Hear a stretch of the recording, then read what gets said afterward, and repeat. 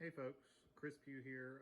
Just wanted to look at another couple examples of some manual input alignment here. This time, just kind of looking at special notes and things to be mindful of, and including making sure that that you're getting that proper measurement right. So I'm going to start off here just by sort of looking at um, I touched on it on both the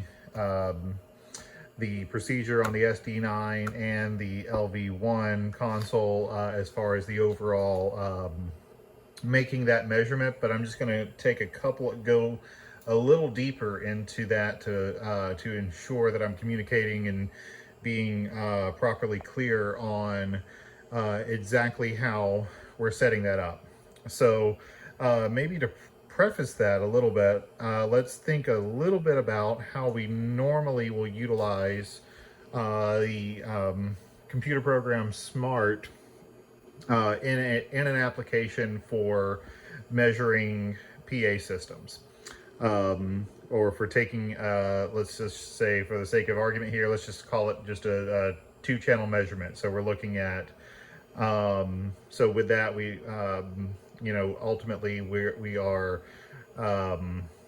looking at the transfer function or the relationship between um, um, what's being picked up by the measurement microphone and the relationship of that within the ecosystem of the console, which gives us our reference. So, and we're taking a look at those to kind of see what the correlation is and figure out what kind of adjustments need to be made, both in terms of magnitude, equalization, and any timing adjustments for different elements of the PA that we have discrete control over. So, in a typical setting for something like that, we're going to be taking our noise reference input and pushing that through. We're going to be pushing it through the different sections of the PA, and I'm just going to pan over here to Smart real quick, and then typically we are going to be looking at the reference of from the console on this second channel here in the spectrum, and we look at our microphone on the first channel. And then by looking at the relationship of those two, then we begin to see the magnitude and the phase relationship between those two sources um, in our deployment. So I'm not going to go into any further detail on that aspect of it, but that's kind of a 30,000 foot view of a couple of ways that we're traditionally using Smart. Sorry, right now I know there's a lot of just kind of residual stuff from work that I was doing earlier set up here in the phase trace, but it's not gonna play into things here in a moment. So, speaking to how this is how this relationship works with taking our proper measurements for input alignment um, for all the inputs on the desk to make sure they're arriving at the same time on the output. Something to take note here. Typically, when we have that noise channel or the pink noise that's being generated from Smart, typically we're going to assign that to most likely the master bus. If you'll notice here, I don't have it assigned to anything. We are using that channel, this one here. We're using that source of that noise to go directly through the console into what is going to end up being, panning back over to Smart, channel 2 in the spectrum. So we push that up, and then I've intentionally relabeled a couple of the two matrices that I'm using to perform this alignment. I've intentionally relabeled them here for the purpose of providing a little bit of clarity. So I'm just calling them alignment measurement, align reference. So this is the one that's going through, that's coming straight from this channel to the matrix that we're going to be looking at our measurement from. So we're doing that, and that is, again, that's not going anywhere else. It's not going through any other channels than just its source channel, going straight to the matrix. Quick note, I'll just bring up one more page here, specifically for Digico consoles on this. The way I'm doing that is basically taking that input, which is this one, channel 59, and going straight to that matrix at unity gain. So by doing that, paging over back here, basically you see I'll bring that handle down and it comes down. So up and down, and we see that we have that noise going there. Additionally, just to kind of page back over for a second, you'll notice that we also have that noise going into Smart. So I just brought it over here on the spectrum page so you can clearly see that we can bring that noise in and out. So that's what we're looking to see to start on the for the beginning of our measurement here. So with that, the inputs that we're then going to be taking and aligning, again, we have to identify what's that longest path. So that is, again, for this purpose, that's going to be the lead vocal. So we're going to look at that and start to put that same peak noise generator through that channel. And then again, quick recap, it's going to go through all of its processing, all the buses that it travels through. Everything's on. All the analog pieces that are inserted there are on. All of the processing on the racks are on. And then going through, and you'll notice right here, this is what we're going to be looking at. So the alignment reference. And you'll notice that our green channel on the spectrum is now showing up. If I remove our measurement channel for a moment, you'll see that we actually do have a spectrum analysis in terms of an RTA here. So I'll go ahead and switch back over here to our transfer function, or to our transfer section, so we can start to see what's going on. So at this point in time, there's no delay instantiated in Smart, no reference or anything. So that's something we can go ahead and do at this point, because again, we know that this is our longest path. So we'll go ahead and find that delay, and that looks consistent. Insert that. So now we have our nice and tidy impulse response here. Decently, relatively clean looking phase wrap, and the magnitude, which looks very similar to the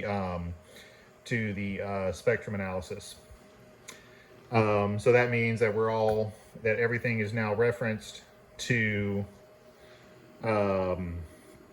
this as our reference point.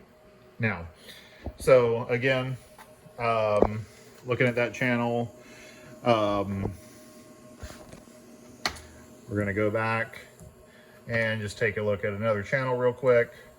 This one, I actually, it does have the delay alignment on it. However, I took it out for the purpose of just kind of showing you the very next step.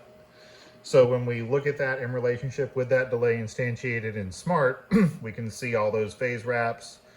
And then at this point, we're going to click find delay, and it will tell us how far it is offset. We also physically see that on the impulse right here, that it's definitely not lined up dead center as it should be. So we're off here, phase wraps all over the place. Magnitude is going to look pretty similar to what's actually going on that input. So that's when, so this is the point where we would actually start to delay that input to line it up. So again, if you're starting fresh, you have to do that manually. but for the purpose of this, I'm just going to go ahead and turn that on. And we start to see that everything starts to line up nice and neat. For this purpose, I'm just going to go ahead and click Find again to see. And indeed, so our delta is now 0, meaning that that it's now lined up with that longest path input. All right, so a couple of recaps there. Obviously, looking at that was somewhat of a 30,000 foot view on the overall, but just went into a little bit more detail on the actual measurement path and making sure that we're getting an accurate measurement by taking into account all those steps and doing that completely proper and precisely within SMART with our 2-channel measurement system here. Another note that you'll want to really ensure. So again, the main reason why we're doing this is the console itself has no automatic delay compensation built in. I'm using let's see, 1, 2, I guess 3 different outside processing components, those being the Waves SoundGrid ecosystem via Super Rack, and I'm going to come back up here in just a moment. The Universal Audio Live Rack, and within Super Rack, and basically going a step further, we are also using this real analog set of gear here up top. So all that is to say that, the analog pieces have no time component to them whatsoever. However, all of the digital components are going to have some type of time component when speaking to how they're going to transport sources to and from. So all of that to say, what we want to do to ensure that we're able to maintain consistent results is that while we are choosing, I am, I highly recommend you do too if you're working in ecosystems where you're involving external DSP.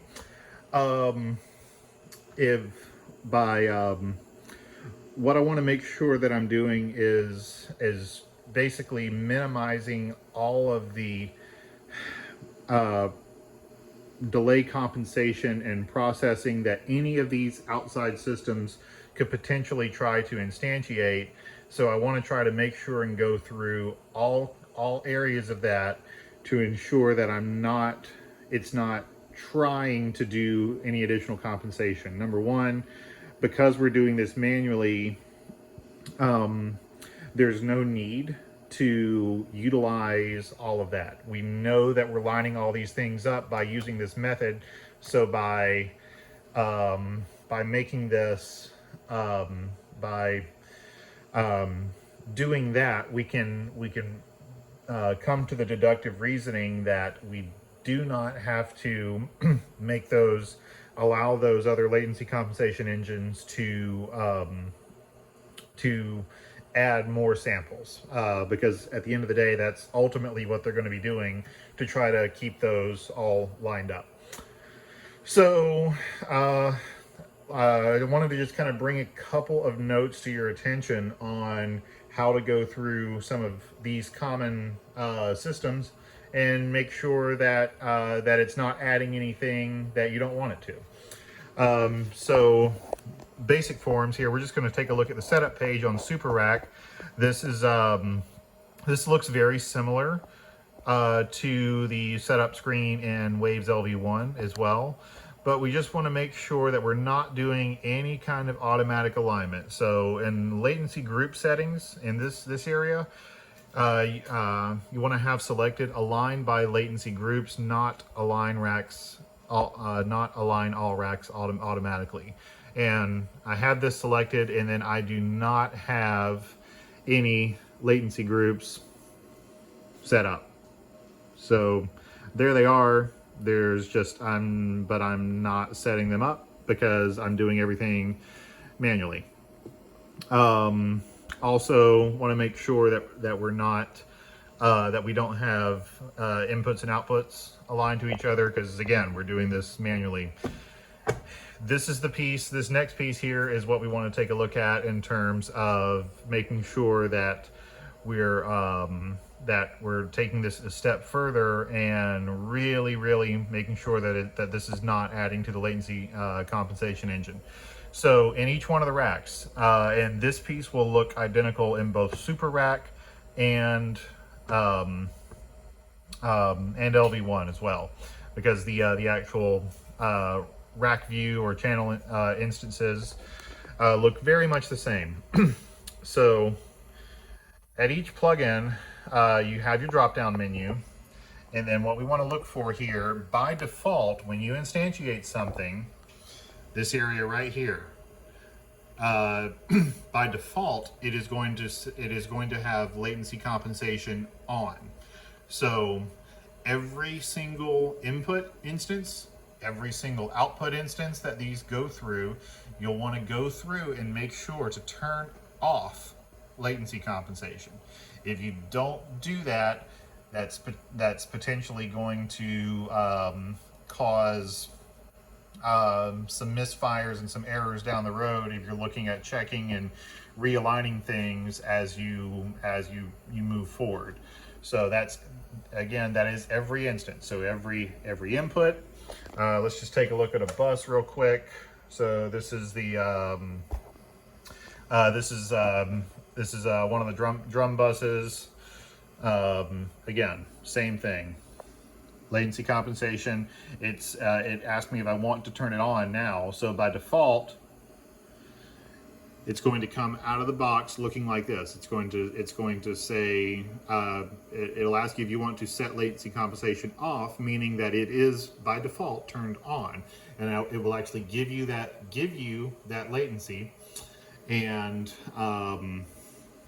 but again, we want to make sure that's turned off, because we're going to be compensating for this all the way down the line, and we don't want to have the software attempt to interfere and try and do any work for us outside of that.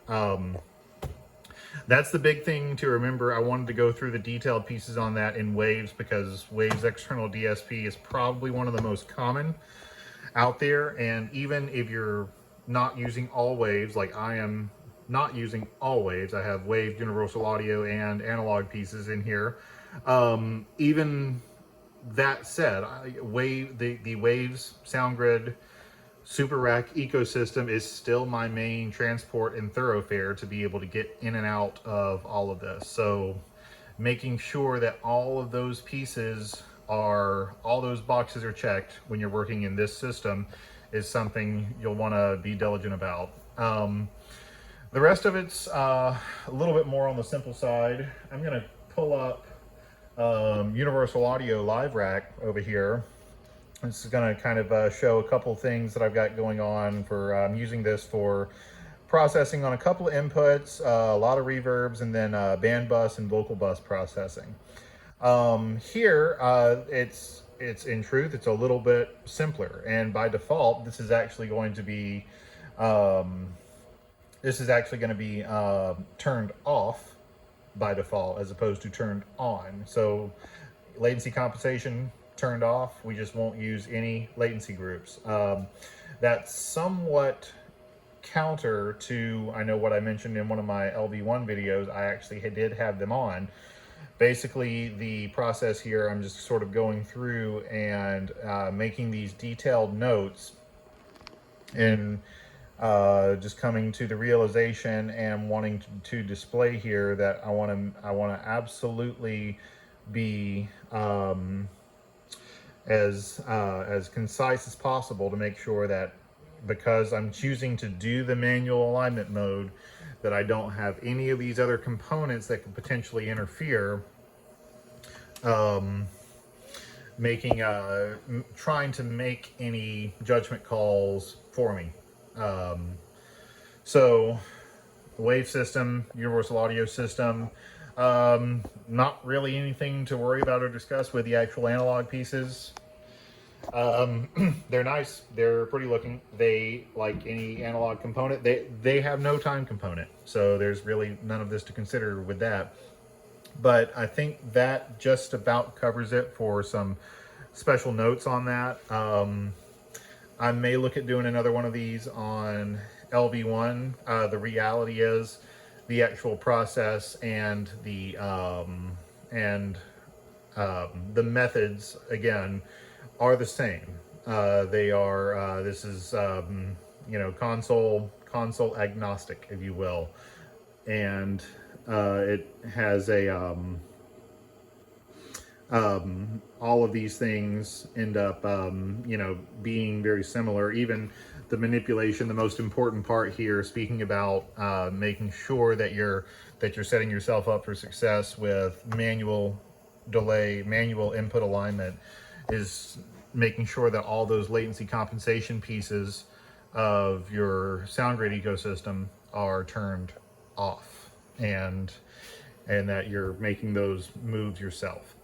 So yeah, I think that about covers it for special notes on input alignment. If anyone's got any questions, please feel free to let me know. Hope everybody's doing well. Cheers, folks.